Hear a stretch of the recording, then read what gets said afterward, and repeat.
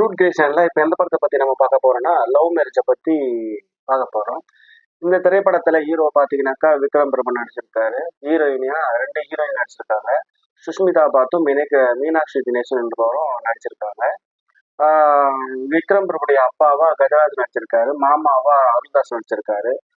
Front ரோல்ல பாத்தீங்கன்னாக்கா அஹ், ரமேஷ் திலகன் நடிச்சிருக்காரு. அதாவது இப்ப வர திரைப்படங்கள்ல டூரிஸ்ட் ஃபேமிலி, ஏஸ், டிஎன்ஏ இவருடைய சீனை வந்து மொத சீனா எல்லா படத்துலயுமே வச்சிருக்காங்க. அது என்னவோ தெரியல, ராசி என்னவோ தெரியல, இவருடைய சீனை மட்டும் ஃபர்ஸ்ட் சீனா வச்சிடுறாங்க இந்த திரைப்படத்துல. ஸோ அவருக்கு ஒரு லக்குன்னு நினைக்கிறேன். அதுல படமும் வெற்றி அடையுது. ஸோ இந்த படத்தை பத்தி பார்க்க போனா ஒன்லைன்ல ஹீரோவுக்கு வந்து 33 வயசு ஆகுதுங்க. அந்த 33 வயசு ஆகுது. ஹீரோவுக்கு வந்து நானே கல்யாணம் பண்ண மாட்டேன் சொல்றேன், பொண்ணு எவனும் கொடுக்க மாட்டேறான், அதனால நான் கல்யாணம் பண்ண மாட்டேன். அதனால இப்போ எனக்கு கல்யாணம் பண்ற ஆசை தான் இருக்கு சொல்லிட்டு என்ன பண்றானாக்கா, எங்கெங்கேயோ பொண்ணு பார்க்கறான், எதுவும் செட் ஆகல. குடும்பத்துக்குள்ள ஒரு சச்சரவு ஏற்படுது. இது மாதிரி அண்ணன் இது மாதிரி நான் ஹீரோவுக்கு கல்யாணம் ஆகும்னு சொல்லிட்டு குடும்பத்துக்குள்ள ஒரு சலசலப்பு ஏற்படுது. அப்புறம் என்ன பண்றானாக்கா, ஒரு 5 ஊர் தள்ளி, ஒரு 500 கிலோமீட்டர் தள்ளி ஒரு பொண்ணை பார்க்கறாங்க. அங்க பாத்தீங்கன்னா அக்கா தங்கச்சி 2 பேர் இருக்காங்க. இவரு இந்த பஸ்ல போறாங்க எல்லாருமே. ஸ்டார்ட் பண்ணா பஸ்ல எல்லாமே போறாங்க. ஃபர்ஸ்ட் ஏதாவது அதுல ஒருத்தர் என்ன பண்றாருன்னா, சகுனம் சரியில்லைன்னு சொல்லிட்டு ராகுக்கு பாக்குறாப்புல டைம். அந்த நேரத்துல பஸ்ஸை விடுறாங்க. பஸ் விட்டுட்டு ஒரு கலகலப்பாவே போகுது ஃபர்ஸ்ட் ஹாஃப். அந்த ஊருக்கு போறாங்க. ஊருக்கு போயிட்டு இந்த மாதிரி பொண்ணு கிட்ட பேசுறாங்க. ஆனா பொண்ணு வந்து வேற யாரையோ விரும்புதுன்னு இவருக்கு தெரியாது. குடும்பத்துக்குள்ள அது அவங்க மறைக்கப்படுது. அந்த அந்த அதாவது மீனாட்சி தினேஷோ இல்ல அவங்க வந்து லவ் பண்றான்னு சொல்லி பார்த்துட்டாங்களாம். ஆனா கேஸ்ட் பிரச்சனை சொல்லிட்டு அவங்களுடைய லவ்வை வந்து பெற்றோர் வந்து அனுமதிக்கல. ஸோ ஃபர்ஸ்ட் ஹாஃப் போயிட்டே இருக்குது.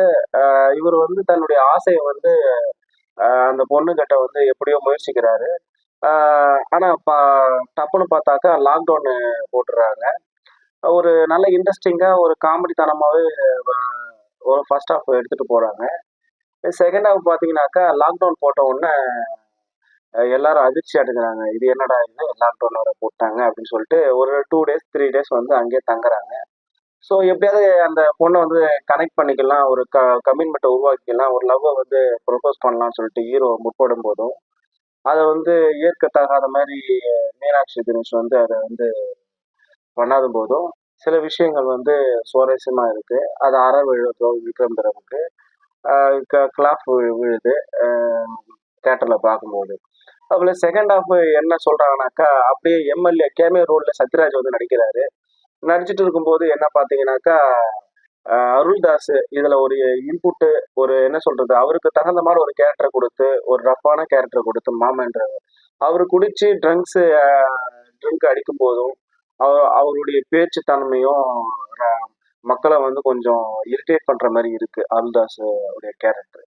விக்ரம் பிரபு வந்து இவனுக்கு எதுவுமே கிடைக்காது, இவன் ஒரு ராசி இல்லாதவன் சொல்லும் போது அருள்தாஸ் அங்க ஒரு நிலைச்சு நிக்கிறார் அந்த கேரக்டர்ல, குணாதிசயங்கள்ல.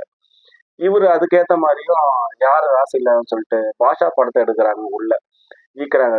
சூப்பர் ஸ்டார் ஈக்கும் போதும் ஒரு சிரிப்புத்தனமான ஒரு இது வந்து தென்படுது. அது மட்டும் இல்லாம பாத்தீங்கன்னாக்கா, இந்த படத்துல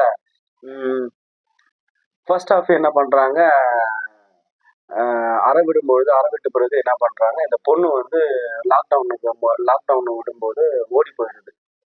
இது அதிர்ச்சி அடைந்த அந்த குடும்பத்தார், விக்ரமுடைய குடும்பத்தாரெல்லாம் என்ன இந்த பொண்ணு ஓடி போயிடுச்சு அப்படின்னு சொல்லிட்டு அவங்களுக்குள்ள சலசலப்பு ஏற்படுது.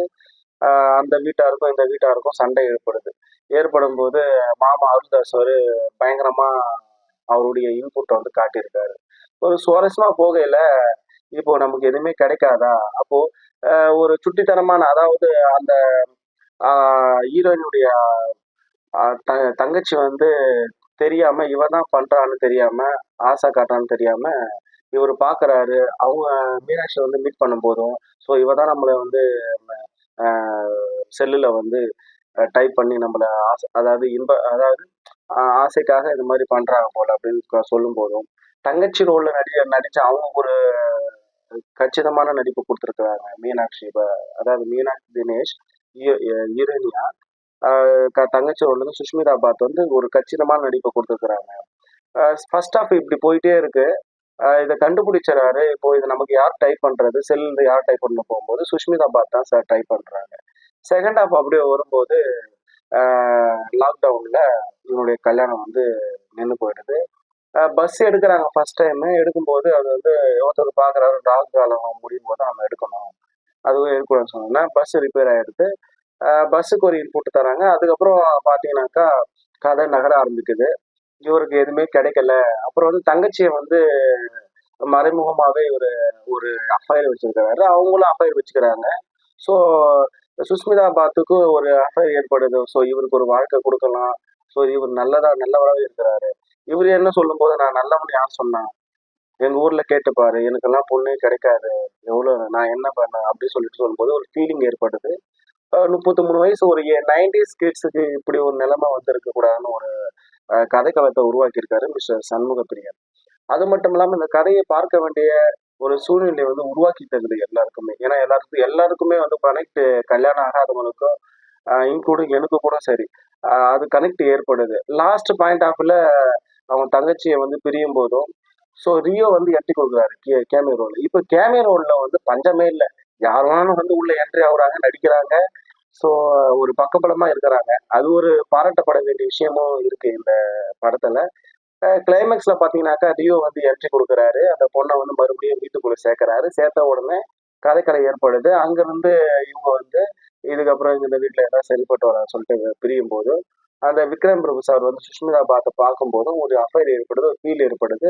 அவ ஹாஸ்பிட்டலுக்கு முன்னாடியே சொல்லிட்டா, இது மாதிரி 3 வருஷம் எனக்கு டைம் வேணும், ஃபினான்ஷியல் ரீதியா நான் வந்து குடும்பத்தை வந்து கொஞ்சம் பண்ண வேண்டியது இருக்கு அப்படி சொல்லிட்டு மறைமுகமா அதை இன்டைரக்டா சொல்லாம, அதாவது டைரக்டா சொல்லாம இன்டைரக்டா சொல்றா. அதை அவர் புரிஞ்சுக்கிறாரு. அதே போல உனக்கான பொண்ணு வந்து உங்களுக்கு ஃபீல் ஆகும், அது நீங்க வந்து மிஸ் பண்ணாதீங்கன்னு சொல்லும் போதும் அங்க ஒரு கதகதப்பு ஏற்படுது, ஒரு ஈரத்தை கொண்டு வராரு நம்முடைய சண்முக பிரியன் டைரக்டர். அது மட்டும் இல்லாம இந்த கதைகளத்துல என்ன சொல்ல வர்றாருனாக்கா, காத்திருப்புன்றது ரொம்ப ஒரு ஒரு வலிமை. அதை வந்து எல்லாருக்கும் கிடைக்காது. அது கிடைச்சாக்கா அது ஒரு பெரிய ஒரு ஆப்பர்ச்சுனிட்டி தான் நம்ம பார்க்கணும் அப்படின்னு டைரக்டர் சொல்லியிருக்காரு. இன்னொன்று, கிளைமேக்ஸ் நகரும் போதும் சரி, ஒரு ஒரு விதமான ஒரு ஃபீல் குட் மூவியா இது தென்படுது. Sean Roldan, good night, tourist family, இன்னும் இதர படங்கள்ல எப்படி மியூசிக் பண்ணுமோ அது தகுந்த மாதிரி அவருடைய மியூசிக் பேட்டர்ன்ல இந்த மியூசிக்கும் அடிச்சிருக்காரு. இது இன்னும் போயிட்டு இருக்கு. பார்க்க வேண்டிய ஒரு படம். மிஸ் பண்ணாம பார்க்கலாம்.